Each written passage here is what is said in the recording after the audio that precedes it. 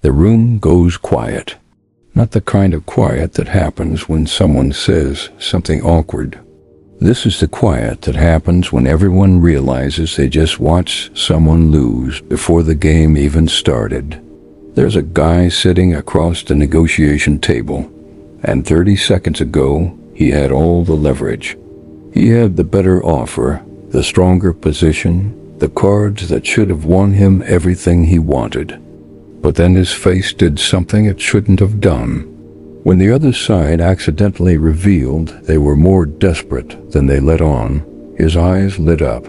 His posture shifted forward, just slightly. The corner of his mouth twitched upward for half a second.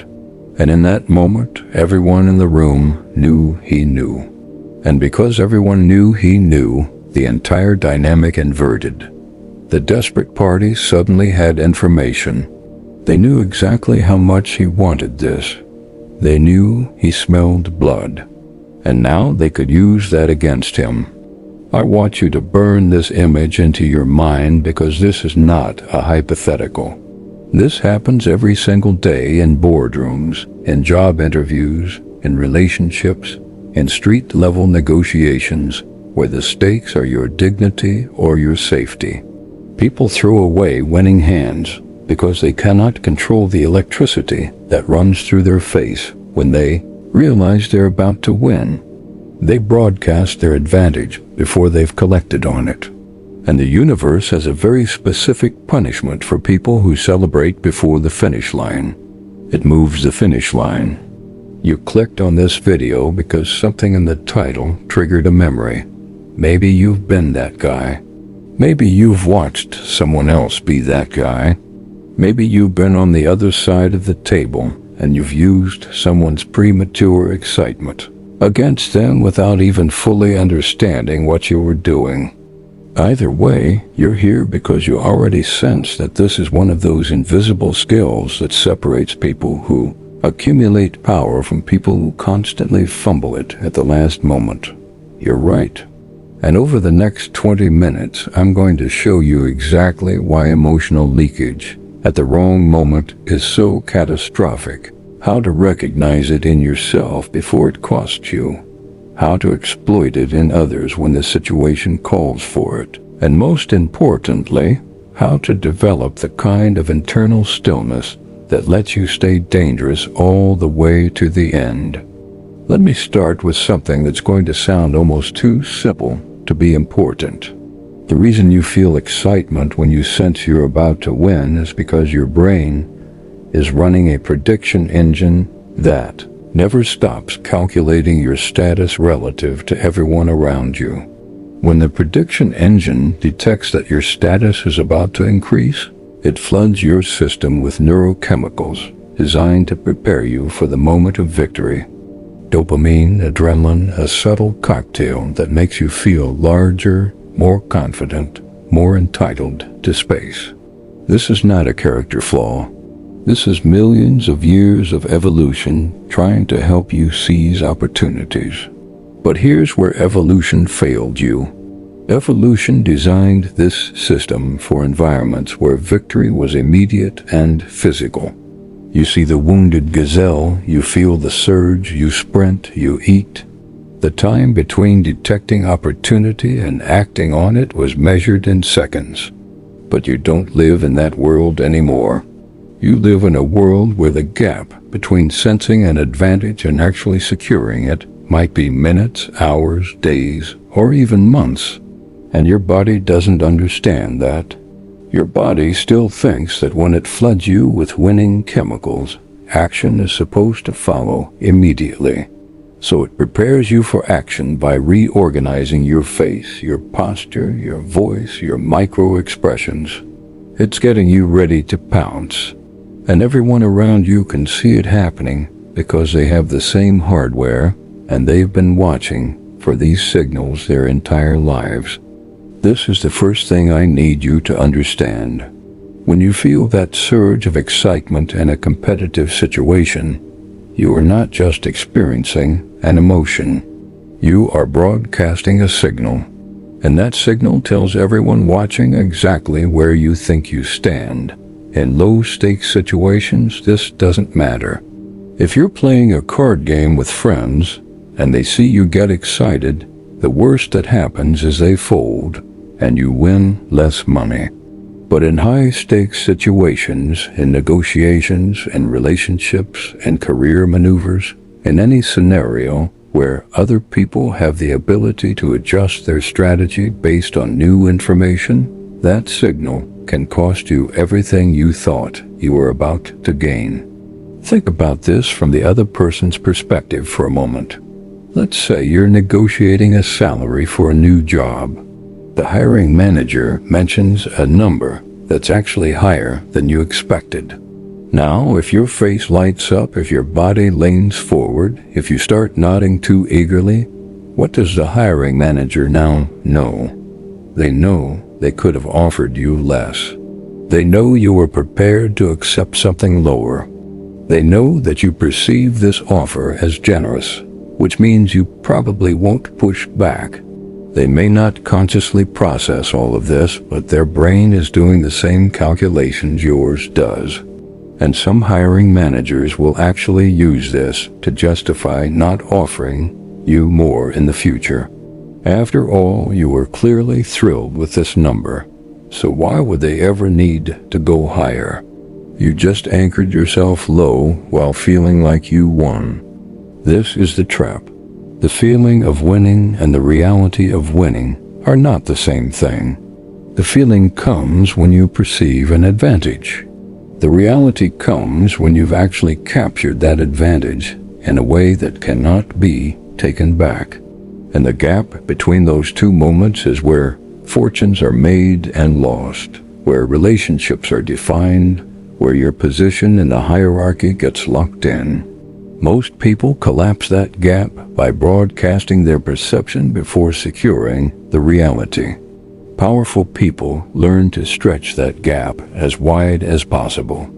Now I want to introduce a concept I call the stillness of the predator. If you've ever watched footage of a big cat hunting, you've noticed something strange. The cat can clearly see the prey. The cat is clearly excited on some level, obviously hungry, obviously preparing to act. But the cat is also completely still. There's no wasted movement, no broadcasting of intent. The cat waits until the distance is closed, until escape is no longer possible, until the outcome is mechanically certain. Only then does it move. And when it moves with absolute commitment.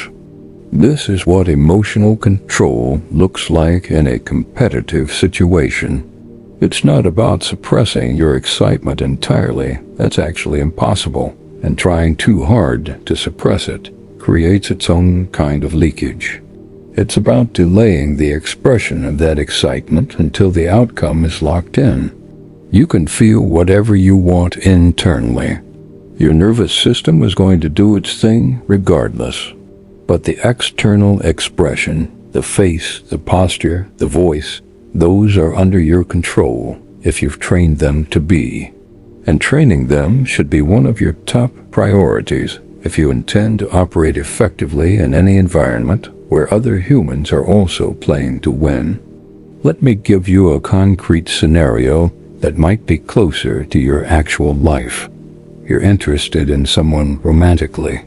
You've been playing it cool, building tension, letting things develop at a pace that maintains mystery. Then they say something that signals clear interest. Maybe they touch your arm in a way that's unambiguous. Maybe they suggest plans that only someone interested would suggest. You feel the surge. Every instinct in your body wants to match their energy, to validate the mutual interest, to start building toward the outcome you both want. But here's what actually happens if you mirror their excitement too quickly. You collapse the tension. You remove the uncertainty that was creating emotional investment on their side. You signal that you were just waiting for permission to be interested, which means your previous coolness was a performance, and now they're recalculating whether you were really that valuable after all. The person who shows excitement first in a romantic dynamic loses leverage. I'm not saying you should be cold or withholding forever. That's its own kind of dysfunction. I'm saying there's a sequence that works and a sequence that doesn't. Interest followed by immediate reciprocation of equal intensity signals that you were just holding back for strategic reasons, which makes you look weaker than if you'd been obviously interested from the start. But interest followed by controlled acknowledgement followed by gradual escalation signals that you're evaluating them in return, that your interest has to be earned rather than triggered. The first sequence makes you look relieved that they like you. The second sequence makes you look like someone who has options and is choosing to exercise one. Same emotions internally, completely different outcomes externally. Here's a pattern interrupt for you. Stop and think about the last 3 times you felt excited in a situation where something you wanted was at stake. Can you remember what your face did? Can you remember what your body did? Most people cannot, because that surge of excitement hijacks their attention inward. They're so focused on the feeling that they lose track of how they're presenting externally. This is the gap that powerful people learn to close. They develop a secondary awareness that monitors their own behavior even while they're experiencing strong emotions. It's like having a camera in the corner of the room that's always filming you. You learn to check in with that camera at exactly the moments when the stakes are highest. Developing this ability isn't some mystical practice that requires years of meditation. It's a trainable skill that you can start building today. The first step is simply to start noticing after the fact. After a conversation, after a negotiation, after any competitive encounter, replay it mentally and ask yourself what signals you might have given off. Where did your energy shift? Where did you lean in? Where did your voice change pitch? You'll start to notice patterns. Everyone has their own tell, the specific way their body likes to broadcast when they think they're winning. Once you identify your pattern, you can start catching it earlier in the sequence. The second step is deliberate practice in low-stakes situations. When something good happens, when you get news you wanted, when someone says something that validates you, consciously practice receiving it with neutral stillness. Not coldness, not suspicion, just calm acknowledgement. Thank you. That's interesting. I appreciate that. Keep your face neutral, your posture unchanged, your voice at the same level. This will feel unnatural at first because you're fighting a biological imperative. But the more you practice, the more you're building a new neural pathway that can eventually override the default broadcast system. The third step, and this is the one most people skip, is to create a mental model of how you want to appear in high-stakes moments. Picture yourself in a crucial negotiation. Picture yourself at the moment when the other side reveals weakness. What does the powerful version of you look like in that moment? What's the expression? What's the posture? What's the energy? Build that image clearly enough that you can step into it like a costume. When you feel the surge coming in real life, you have somewhere to go instead of just reacting. You become the person you visualized. Now let's talk about the other side of this equation, reading excitement in others. Because once you understand how this works in yourself, you can start using it to extract information from everyone around you.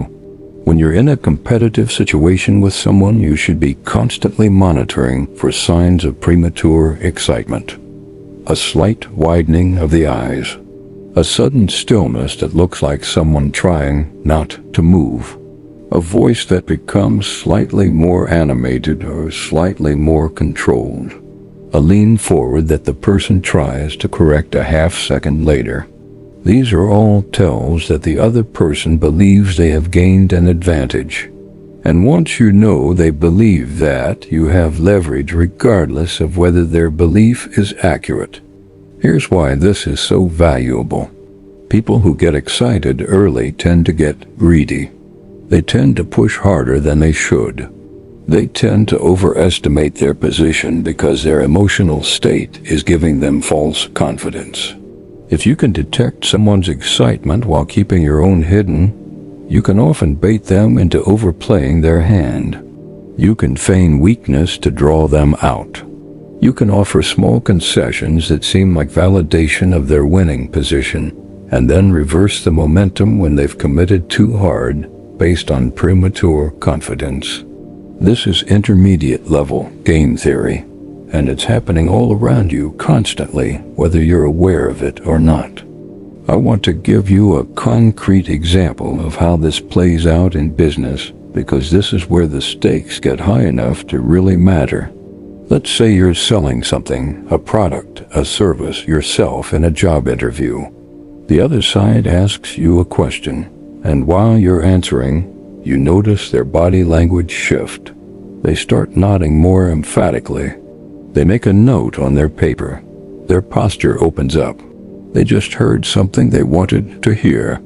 Now, if you register that and then lean into it hard, if you get visibly excited that you've landed well, you risk several things. You might signal that this was your best pitch, which means they've seen your ceiling. You might make them feel managed, which triggers defensive skepticism. You might collapse the evaluative frame that was actually working in your favor. The smarter play is to notice what landed without letting on that you noticed. File it away internally, stay in the same gear externally, and continue presenting as if you have more value to offer. This does two things. It keeps them slightly uncertain about whether they've seen your best, which maintains curiosity.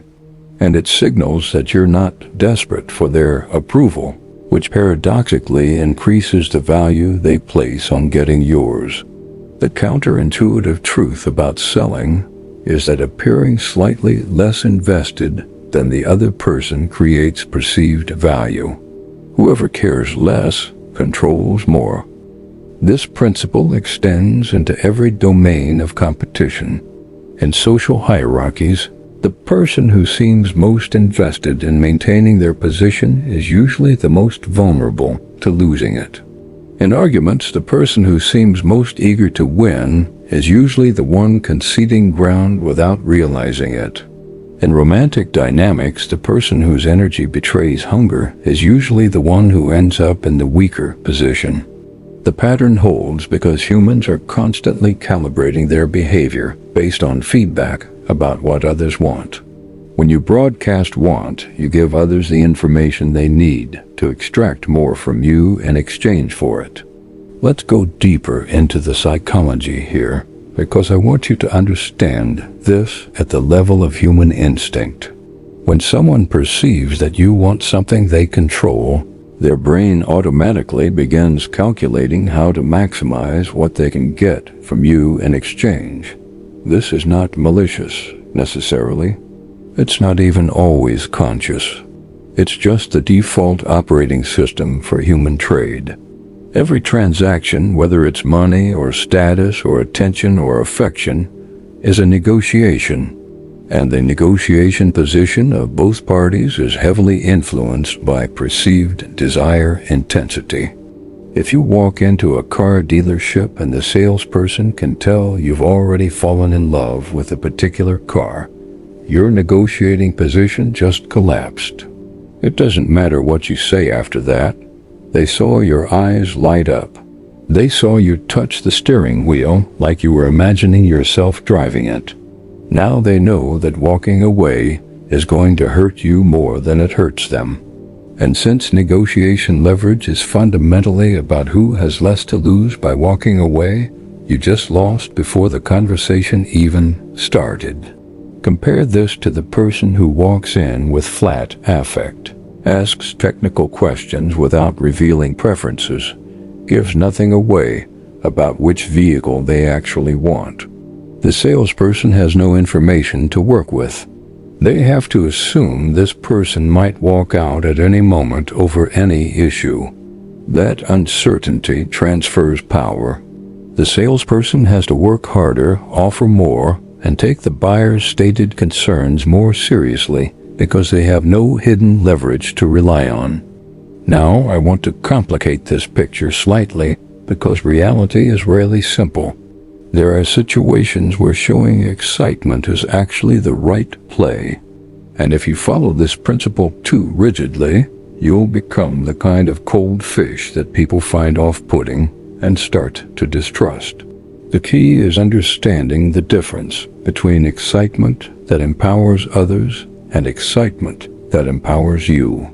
Excitement that empowers others is premature excitement about an outcome they control.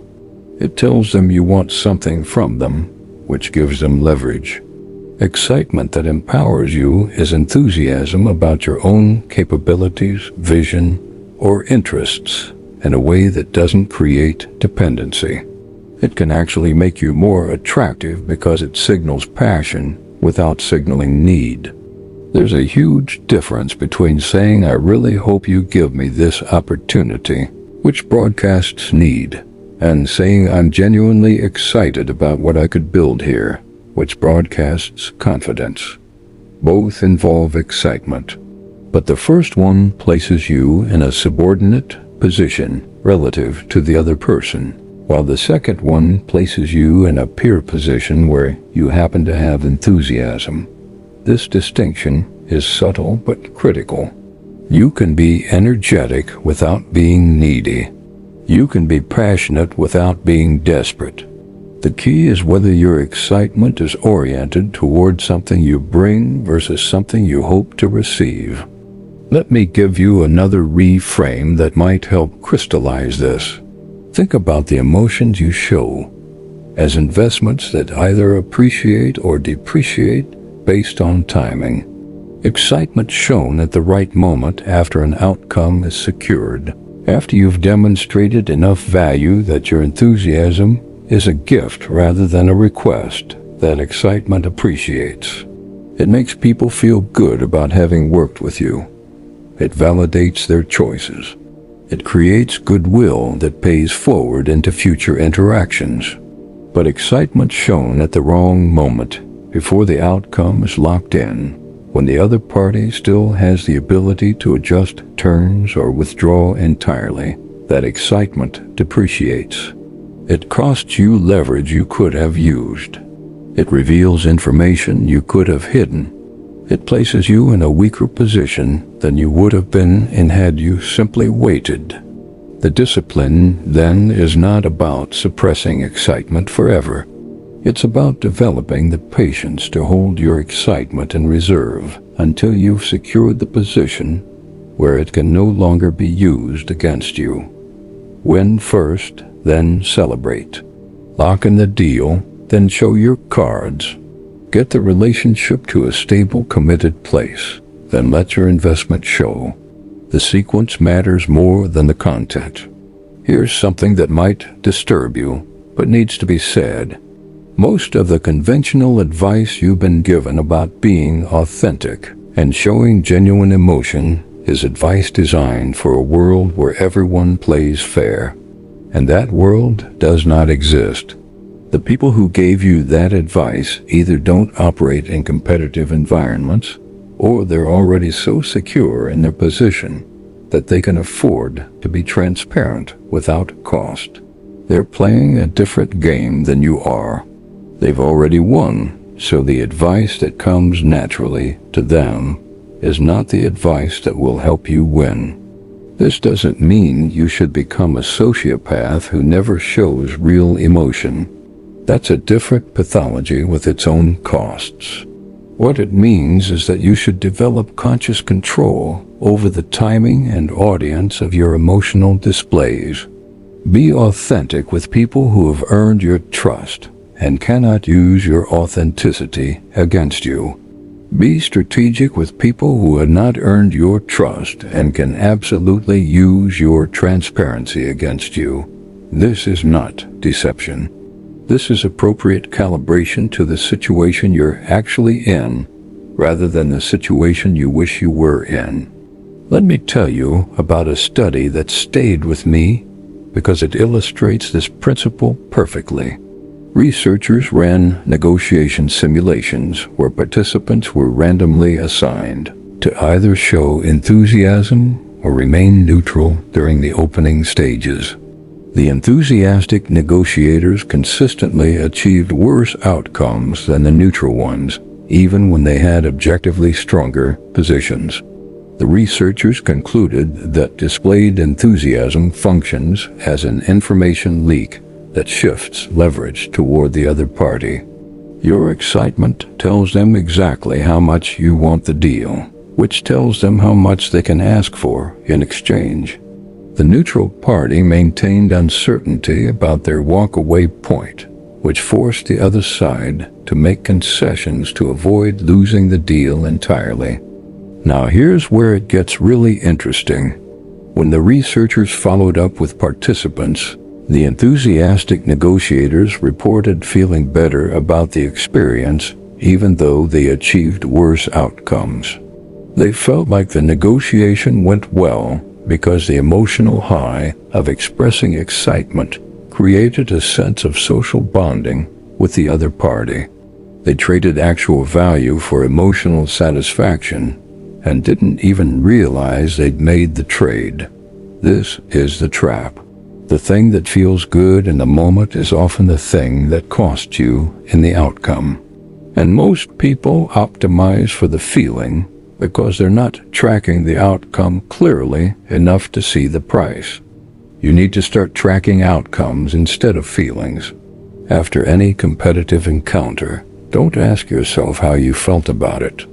Ask yourself what you actually got and what you actually gave up. Map it against what was possible. Look for the moments where you might have left value on the table, and trace those moments back to see if any of them were caused by showing your hand too early.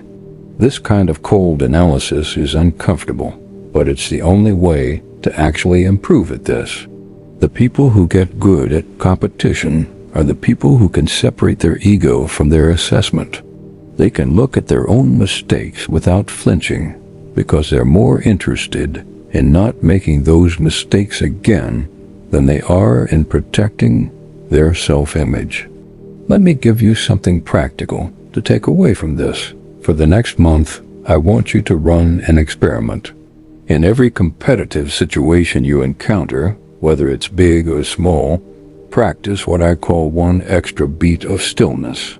When you feel the surge of excitement, when you sense the advantage, when you want to lean forward and close and celebrate, wait. One extra beat, one extra breath. Keep your face neutral for just that moment longer than feels natural. Don't withdraw, don't become cold. Just hold the stillness for a beat longer than your instincts want. What you'll find is that this tiny delay creates space. Space for the other person to fill with more information. Space for you to assess whether this is actually a win or just something that looks like a win. Space for the outcome to solidify before you commit your emotional cards. Most people will not even notice that you're doing this, but you'll notice the difference in how situations unfold. You'll find that people give you more, concede more, respect you more, because you're not broadcasting neediness at the moments when everyone else does. Here's the final thing I want to leave you with. The reason this matters so much is not just about winning individual encounters. It's about the kind of person you become when you develop this capacity. When you can feel excitement without being controlled by it, when you can want something without broadcasting that want to everyone around you, when you can maintain stillness at exactly the moments when most people lose themselves, you become unpredictable in the best possible way. People can't read you. They can't manipulate you by dangling things you obviously want. They can't back you into corners by exploiting your emotional tells. You become a harder target and a more valuable ally simultaneously. This is what real power feels like from the inside. Not the ability to dominate others, but the ability to choose your responses instead of having them chosen for you. Most people are puppets to their own nervous systems, reacting automatically, broadcasting signals they're not even aware of, giving away leverage they didn't know they had. The person who develops emotional control in competitive situations is playing a different game entirely. They're operating on a different level, not because they're smarter, but because they've trained themselves to do what most people never even realize is possible. You didn't click on this video to get comfortable platitudes. You clicked because you sense that there's knowledge out there that most people never access, and you want it. This is some of that knowledge. What you do with it is up to you. But if you actually apply this, if you actually practice the stillness and develop the awareness and start tracking outcomes instead of feelings, you'll look back a year from now and realize that this was one of the pivots. The moment when you started operating differently than everyone around you. The moment when you stopped being the person whose excitement could be used against them and started being the person who watches others make that mistake. The game is the same for everyone, but some people play it awake and most people play it asleep. Now you know what the awake ones know. The only question is whether you'll use it. I suspect you will. That's why you made it all the way to the end.